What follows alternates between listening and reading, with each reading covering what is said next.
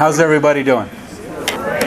So, I'm by no means the guy to welcome you to the State History Museum, but this is our museum, so welcome home. Right? I'm Councilman Paul Lopez. I represent the great West Denver, the legendary West Denver on the Denver City Council in Council District 3. And I want to acknowledge one of my predecessors, somebody who worked very hard in that district, in that area of town, so that a young guy like me can not only grow up there, thrive there, go to school there, but be able to come back and finish the work that she started. So, Councilwoman Ramona Martinez, if you want to...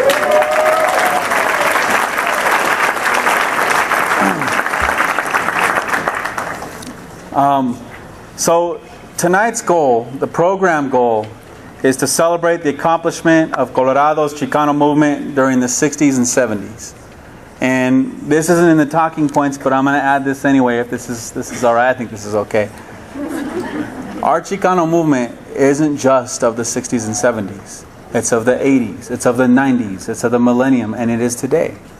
So as long as there is a young woman or a young man in our neighborhoods with a face as Indio as ours, to be able to say, yo soy Chicano, and orgulloso, orgullosa, so as long as you feel pride, then that movement is still alive. And I want to make sure that it grows beyond a museum. Right? Yes, we belong in the museum, but not only in the museum. So, tonight's program will highlight some aspects of that movimiento. Given the broadness of the movement, it would be impossible to cover every facet in one evening program. And I know there's some Chicano studies professors in there. That is true, right?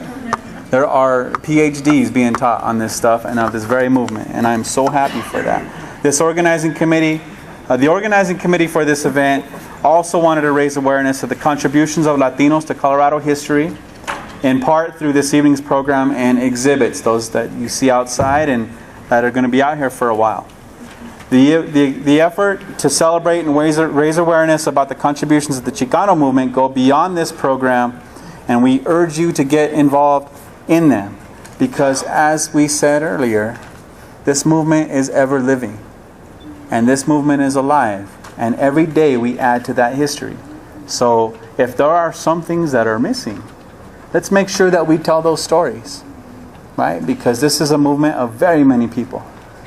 The displays in this atrium will stay on display for the following week. There are resources available to allow school tours to view them for free.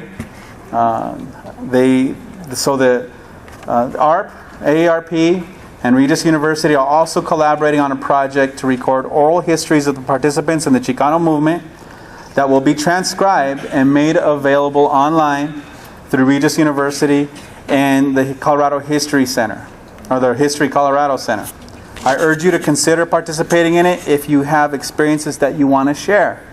Right? So give it up for Regis University and AARP. Thank you very much for what you're doing. I'm so glad, and I'm so glad to see that that AARP is a part of this.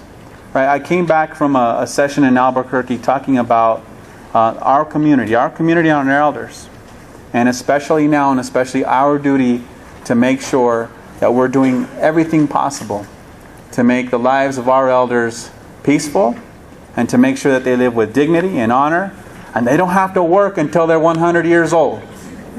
Right? They work so that kids my age didn't have to work in those fields. Now it's time for us to work to make sure that they can enjoy being with their grandchildren, being with family, and not having to work until you're 100 years old. So we have to continue that fight. See? Simon? Eso. Okay. So, I also wanted to share that the AARP and the Denver Library are also collaborating to digitize photos of that movimiento to add to the Denver Public Library's online archive. And hopefully, in a couple of years, we can access that through the Corky Gonzalez Library on the corner of Colfax and Irving. Right? The number of people who wanted to attend far exceed the capacity for tonight's program. Believe me, a lot of people wanted to be here. So They and you can view the displays over the next week and participate in that oral history and digital photo project. So make sure the folks that didn't come tonight and they want to participate, make sure that we put out our hands and make sure that their story is told, because that is a rich history. And we have to make sure that they are able to participate in this project, and they can do that from here on out. So I want to thank you again, AARP, the History Colorado Center, I think it's the Colorado History Center, right? And the co-sponsors for organizing this event, and all the folks that put this together. You're going to have some great speakers. You're going to have some folks that are going to be able to bring that cultura out of us and bring that grito out of us. Don't be shy. This is a grito-friendly environment.